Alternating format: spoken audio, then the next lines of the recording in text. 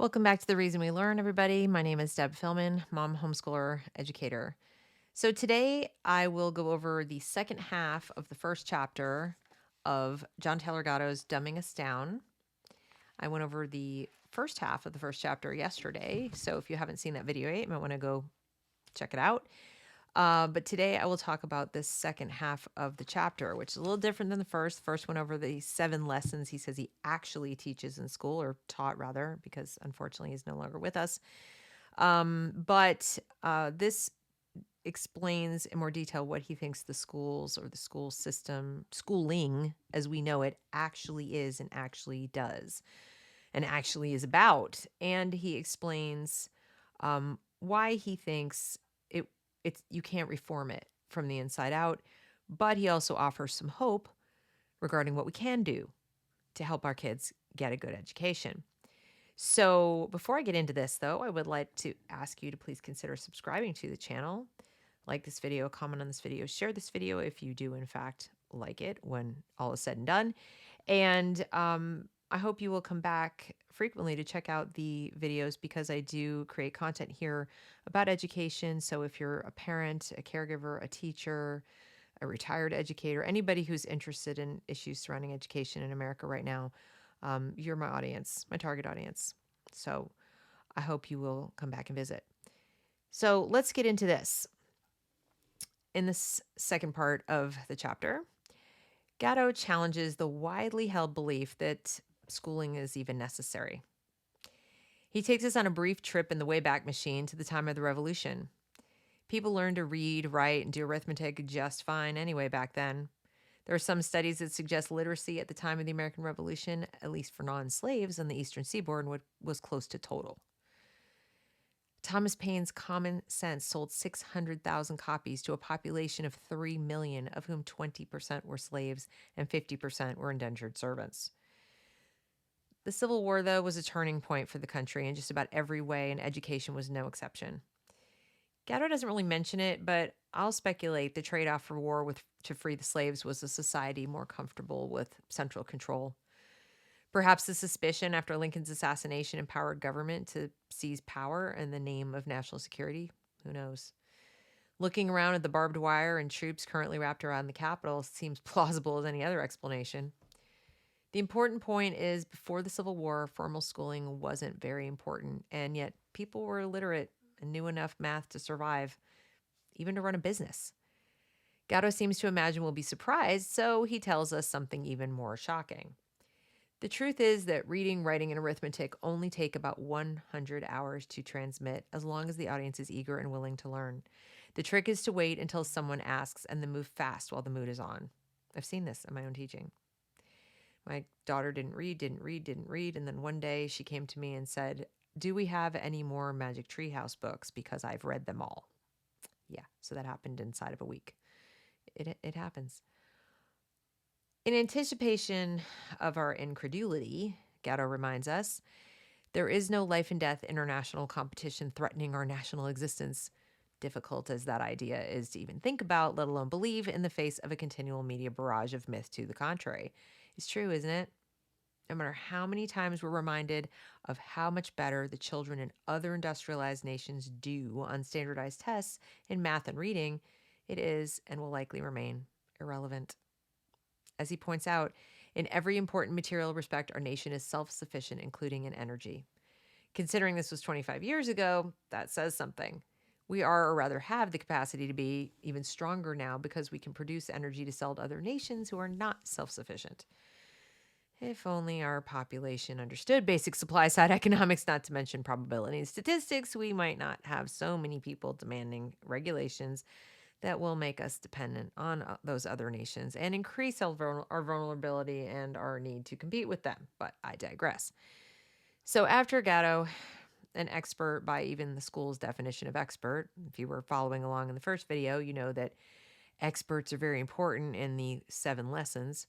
So even after he reminds us that we didn't always have compulsory schooling run by government and we're even more literate and more numerate than we are now, and even after he reassures us there's no grand international test our children must pass, for which only schooling can prepare them, he hits us right between the eyes with an irony so glaring only the most obtuse would miss it.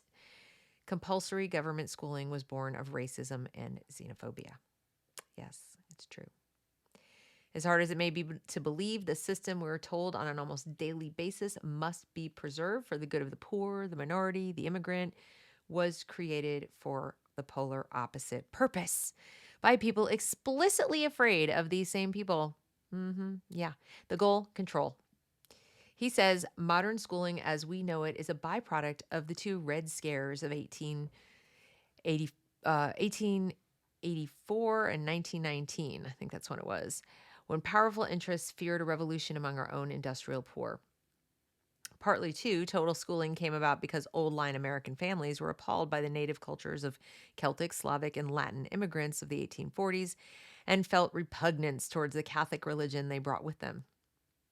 Certainly, a third contributing factor in creating a jail for children called school must have been the consternation with which these same Americans regarded the movement of African Americans through the society in the wake of the Civil War. If that's not the biggest irony you've ever heard, I don't know what is. Yes, we must keep the schools open. We can't have school choice. You must all go into the government school because anything else would be racist. Really? Do tell. So then he refers back to the 7 lessons that we talked about in the first half, in the first video: confusion, class position, indifference, emotional and intellectual dependency, conditional self esteem, and surveillance. He calls these prime training for permanent underclasses, people deprived forever of finding the center of their own special genius. And now, of course, we see that amongst all the students, not just the people who are consigned to this kind of schooling because of their immigrant status, African American, former slave status, or anything else. Now it's right up into the middle class and upper middle class. Are you starting to see it? You're starting to see it come together? But as Gatto points out, that's not the whole story of how we got where we are today. Over time, the need to regulate the poor gave way to the need that comes to dominate every government bureaucracy, the need to maintain and grow the bureaucracy itself.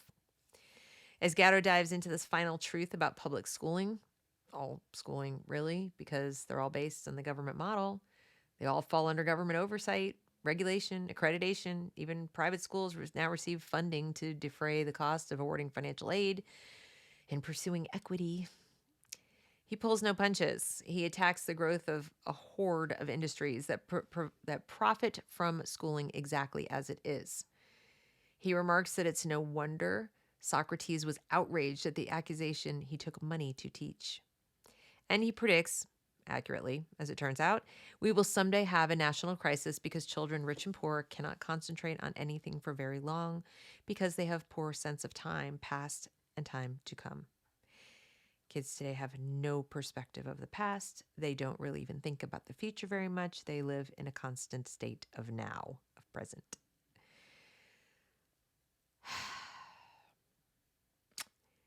He says they are mistrustful of intimacy, like the children of divorce they really are, for we've divorced them from significant parental attention. They hate solitude, are cruel, materialistic, dependent, passive, violent, timid in the face of the unexpected, addicted to distraction. Does it sound familiar?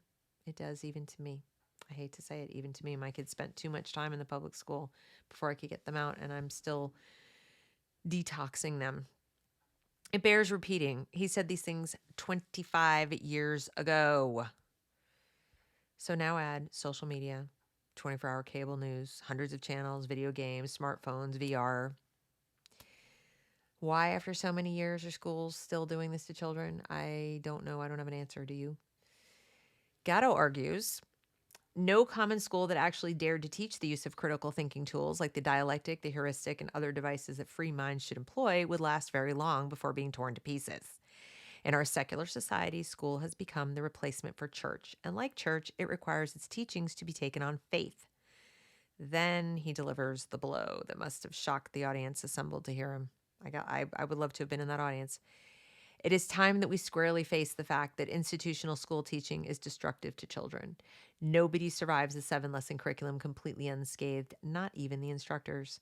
The method is deeply and profoundly anti-educational. No tinkering will fix it. That is what I've been saying for months now, for years actually. But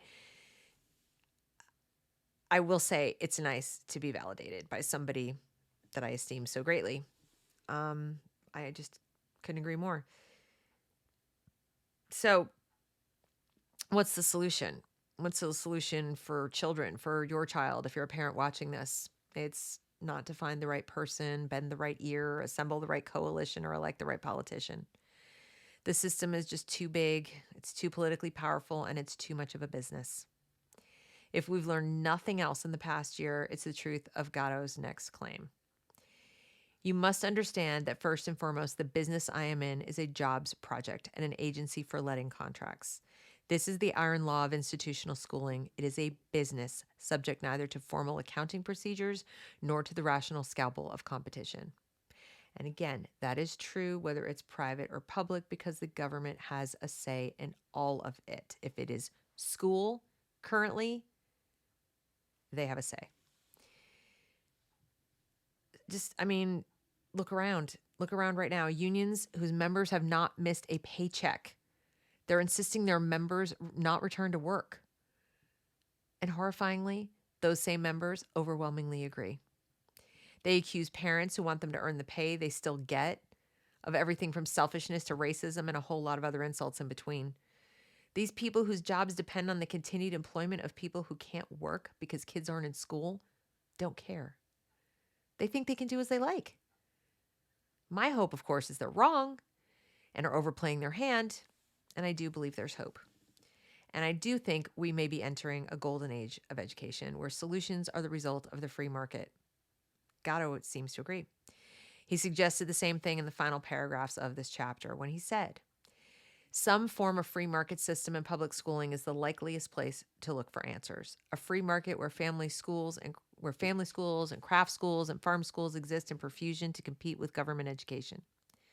Notice, he's not describing private or charter schools that follow the same model or structure as public. And there's a reason for that. As he says, I believe the method of mass schooling is its only real content. Don't be fooled into thinking that good curriculum or good equipment or good teachers are the critical determinants of your son's or daughter's education. So, as I've been saying for so long, yes to school choice, if that means the dollars follow the child, or you just plain get to keep your money and not run it through a crazy middleman. Yes, if it means parents have the final say in where their child will be all day when they're not with you. No, or at least not good enough. If it just means movement to a public charter school subject to the same regulations and oversight, using the same methods as the public school, just in a different building. In a nicer part of town, with the allegedly more motivated children of the certainly most dedicated parents because they have to try so hard to get their kid into the charter school. They just use the same methods to teach what they teach. You might get a little more safety or better teachers by school teacher standards. But here's the reality of school as we know it, as John Taylor Gatto knew it so well a quarter century ago. School is a 12-year jail sentence where bad habits are the only curriculum truly learned. Shifting buildings and teachers is not going to fix that. So that's the chapter. That pretty much sums it up, gives you my takes, and hopefully gets you thinking about whether or not you want to remain in the system in any capacity if you're in it, as a parent, as a teacher, as an administrator. Hopefully it gets you thinking about possible alternatives. Hopefully it gets you thinking about joining my locals communities so we can discuss other alternatives during our weekly Zoom calls. And hopefully you just plain got value out of this content because that's why I do it. So thank you for watching. Have a great evening.